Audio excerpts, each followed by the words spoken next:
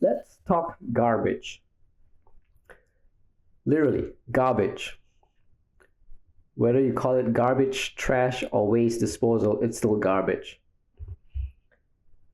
Well, I'm going to change the term a little bit. I'm going to say it's waste. Waste is something most people don't want to think about. We don't want to touch it because it stinks. But at the end of the day, we know it's a necessary evil.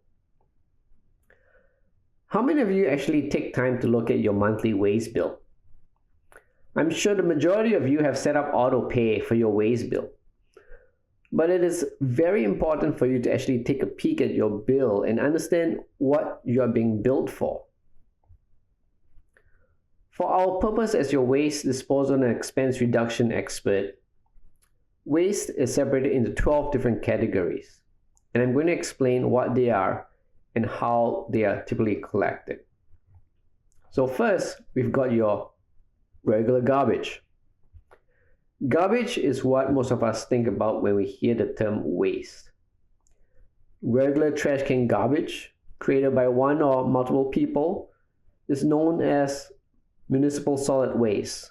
So that's a term you might see in your bill, municipal solid waste. Or the pre-consumer waste is known as non-municipal solid waste, and that's generated from the production of products. Liquid waste such as wastewater fats, oil, and grease, used oil, gases, hazardous substances like fluids or pesticides also count as garbage. And they are typically collected and taken to a material processing facility, transfer station, or landfill disposal site. So that's about garbage. The second category in waste is recycling, recyclable products, recycling. Most people understand the basic concept of recycling, or the 3 R's: reduce, reuse, recycle, right? That's the conversion of waste materials into new products and objects. Recycling benefits the world by preventing the waste of potentially useful items and reducing our overall consumption of raw materials. In most cities across North America, there are recycling programs, and some major recyclable items include paper, cardboard, glass, bottles, jars, tin cans, aluminum foil, and certain plastics. Now let's talk about compost. What is compost?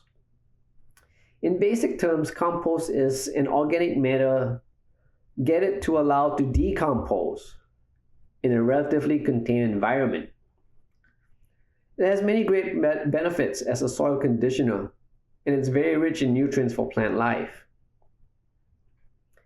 Compost includes fruits and vegetables, meat including bones, bread, flowers, leaf, coffee and tea, dairy products, hair, eggshell, and food soil paper towels. Some things that aren't included are liquids, bioplastic, sawdust, wood, grass clippings, herbicide, or dead animals. All right, those are not compost. Many cities have green bin programs that keep food waste out of our landfills. Instead, it's used to help the growth in our gardens and parks. And now we have metal. Metal is also another form of waste. Unlike a lot of others on this list, metal has monetary value, especially recovered metals that can be melted down and reused. Many major metal manufacturers end up selling their leftover scrap metal to recyclers who know the market value and will pay it to take it off their hands. Many places across North America also requires scrappers to carry a scrap metal license before they can handle scrap professionally. And we have electronic waste, or also known as e-waste, which mainly comprise of discarded electrical or electronic devices. Some examples include your appliances, light bulbs, TVs, computers, monitor screens, phones, alarm clocks, and watches. Now, while some of these have some monetary value, they're also more dangerous to handle and dispose of than your average metal waste. Potentially harmful substances like lead, beryllium, cadmium are often used in electronics, and great care must be taken by those who handle e-waste in order to avoid unsafe exposure. Another type of waste is shredding. Most businesses shred files for safety reasons. Unfortunately, paper shreds cannot be placed in the recycle bin with the rest of your paper waste. Most recycling centers don't accept small strips of paper because the large-scale recycling facilities use very large screens to dry recycled paper, and the small shreds tend to fall through the screens. Alternative to office shredding includes professional shredding services, which are available for about around $1 a pound of paper. Professionals shred on a large enough scale that the shreds can be combined and recycled. Now, another type of waste is wood.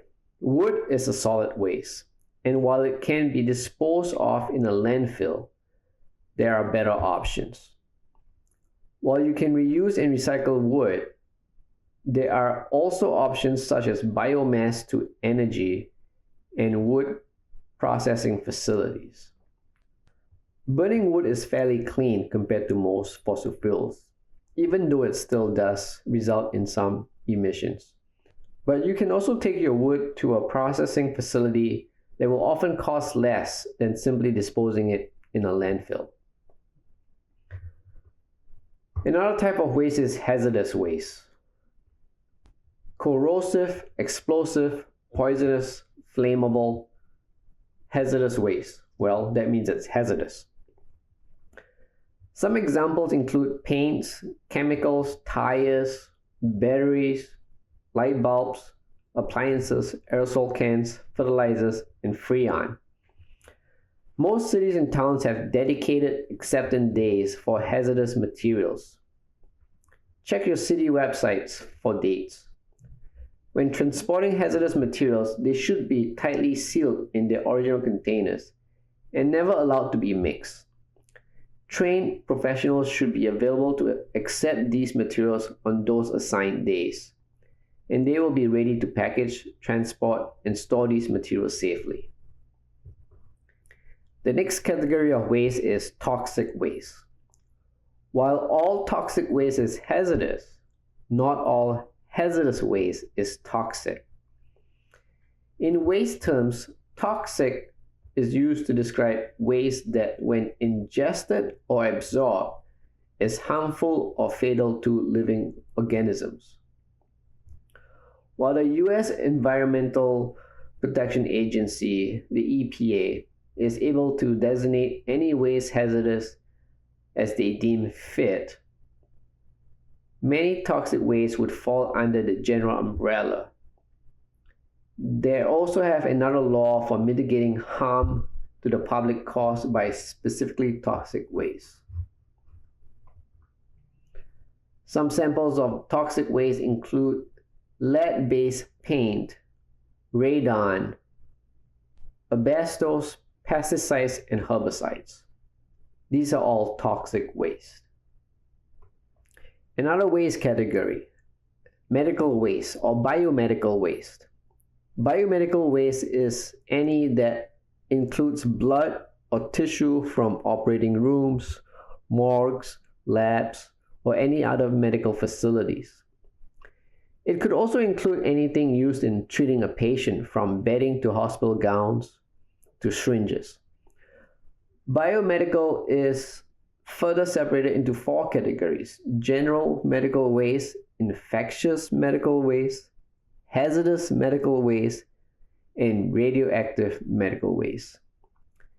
And these categories in biomedical waste has incredibly strict laws surrounding its handling and segregation.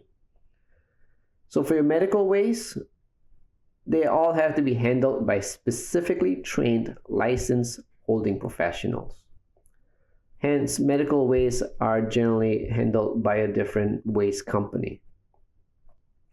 Second to last in our waste category is agricultural waste. Agricultural waste is produced as a result of various agricultural options. It includes materials such as manure, poultry, and slaughterhouse runoff, harvest waste, fertilizer runoff, and pesticides, or the salt and silt drained from fields. These are all agricultural waste. It also includes general farm waste related to growing of crops or raising of animals, vegetable waste, grapevines, fruit-bearing trees, and palm fronds. Most agricultural waste include animal carcasses, and it's handled directly by the farm owners and workers, but it's still regulated by the government for safety. The last category of waste is industrial waste. Industrial waste is generally described as waste that was produced by industrial activity and includes materials that have been rendered useless during a manufacturing process. Factories, mills, mining operations, and industries all produce industrial waste. Dirt and gravel, solvents, chemicals, scrap lumber. These items can be hazardous or benign and are often mixed with regular and municipal waste.